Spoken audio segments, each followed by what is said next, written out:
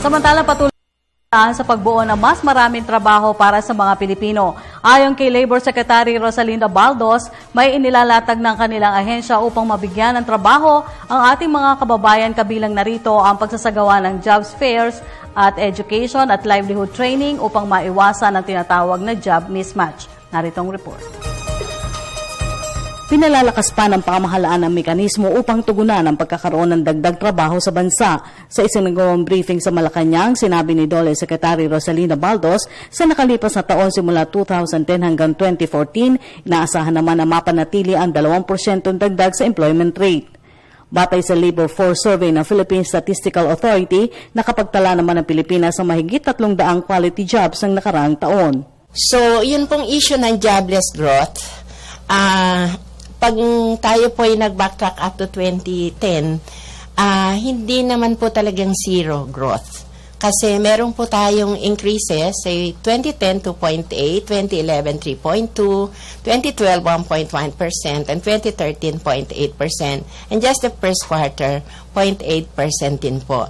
So, ang ibig sabihin po, on absolute figures, meron tayo nakikreate. Yan po ang figures. 2010, 974,000. 2011, 1.15 billion. And 2012, 408,000. And 2013, 317,000. So, yung first quarter ho, naka 283 po tayo. Net employment po yan, meaning new additional jobs po yan. Nauna nang sinabi na may epekto ang pagtataas ng unemployment rate sa bansa dahil sa pinsala ng kalamidad, partikular na ang Super Typhoon Yolanda. Pero ayon kay Baldos, bahagi na rin ito ng hakbang para tugunan ang usapin. Kabilang dito ang pagpapalakas sa edukasyon at livelihood training para resolbahin na rin ang tinatawag na job mismatch, pati na rin ang pagbibigay daan sa mga proyektong infrastruktura. Pag sinabi hong unemployment, at tinatanggap po ng gobyerno yan, hanggang ngayon may problema po tayo kasi bagamat nakaka-create po tayo ng job in the earlier slide, ay taon-taon po may 2% increase din po na pumapasok annually sa labor force. So parang nagbabalanse lang po siya. Kaya steady po yung unemployment natin, and it continues to be a big challenge po sa sino man pong umuupo sa gobyerno.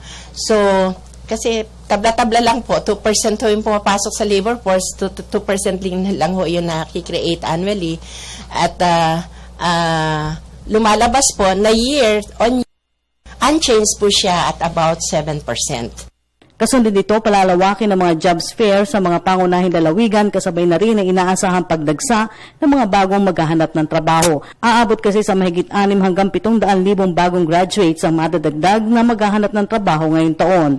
I think up to July, kailangan ho naming ma-release talaga yung jobs fair kasi schedule po, saan po ang venue, and then ano ho yung mga jobs na vacancies na available sa jobs fair. Kasi, yun nga po, ma-minimize po yung job search time nila. So, talagang down to the provinces po sila para mainganyo po sila kasi kung may gastos pa ho na malaki, just to go in the cities or in aming mga regional seat or regional offices, disincentive pa rin po yun sa kanila para sila po ay maghanap ng trabaho. So, yun po ang ginagawa namin.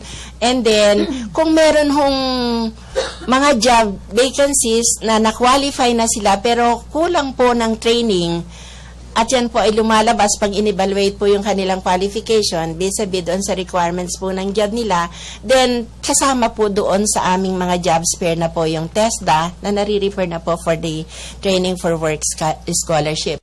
Sa kasalukuyang mas industry employment mula sa services at agriculture nitong nakalipas na taon, pero git ng kalihim, mahalaga pa rin ang pakikipagtulungan ng pribadong sektor sa paglikha ng maraming trabaho. Para sa Telebisyon ng Bayan, Rocky Ignacio.